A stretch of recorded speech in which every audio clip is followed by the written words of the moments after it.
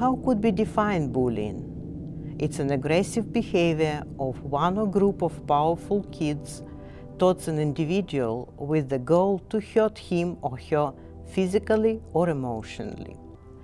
The 2014-2015 report of National Center for Education Statistics states that nationwide, 21% of 12-18-year-old students experienced bullying, some almost daily. The 2015 Youth Risk Behavior Surveillance System reveals that nationwide, 20% of students in grades 9 through 12 report being bullied on school property in the 12 months preceding the survey. That we have a bullying prevention plan that's on the Westford Public Schools website. If any parent feels as though their son or daughter is being bullied, they should contact certainly a school administrator and have those conversations. We are all open. Bullying's tough because today there's a whole different level. Social media is absolutely infiltrating our lives, and it is hard to find that balance with all the different devices that are available. So the level of complexity today is that you can say certain things, hurtful and hateful things, using a device, and it's just not fair. So what I ask is that parents have those conversations. Parents have those conversations with their sons and daughters, letting them know that whatever you put out there, you're leaving that digital footprint.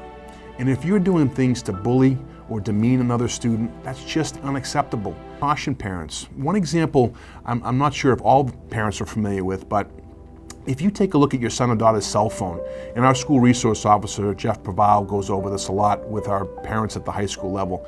If you see two particular apps on your son or daughter's cell phone that are the same, there could be one app that is a real app. The other app is kind of a fake app. It's a facade for some other mechanism that's being used, a different app, and so forth. So you get a chance. I know I won't be popular with the students today, and that's okay because my job is to protect our student body. Take a look at the cell phone. Take a look at some of the messages that go back and forth.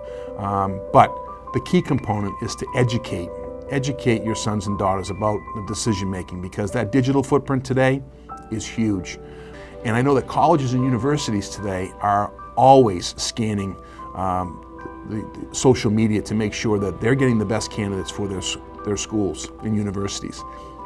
You may have that 4.2 GPA, you may have done everything, but if you send out something that's inappropriate or demeaning or bullying in nature to a person, and that college or university finds out about that, they have another person they can go on to. They can go on to that next person.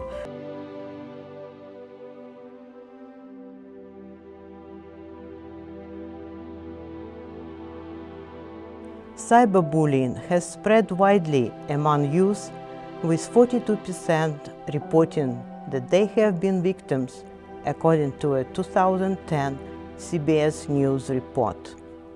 Approximately 160,000 teens skip school every day because of bullying.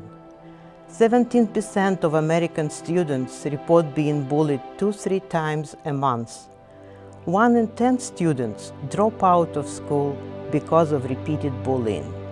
71% of students report incidents of bullying as a problem at their schools. Over 67% of kids think that schools respond poorly to bullying.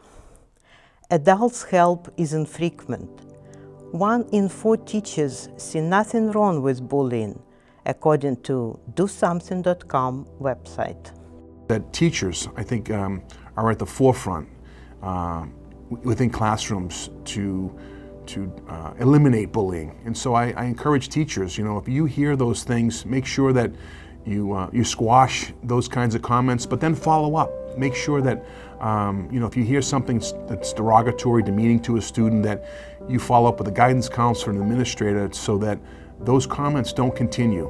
Sometimes just saying enough, that could be considered bullying, is great to stop it right then. But if you don't follow up with that and make sure that the student that's doing the potential bullying is held accountable, then it can continue. And it can become not only in that classroom where the teacher's trying to stop it, but then it can filter out into the greater school community, and that needs to stop. There's a new way of bullying recently, post-election bullying. Classmates can call kids very hurtful names if they support or don't support new President Donald Trump. It gets worse when teachers back the bullies up. Teachers let the students know their own opinion and thus shut the opponents up. To me, it's wrong. Teachers should bring students together, establishing the example of respecting others' opinion. I personally think school should be neutral to politics. Teachers come to school to teach. Students come to school to learn.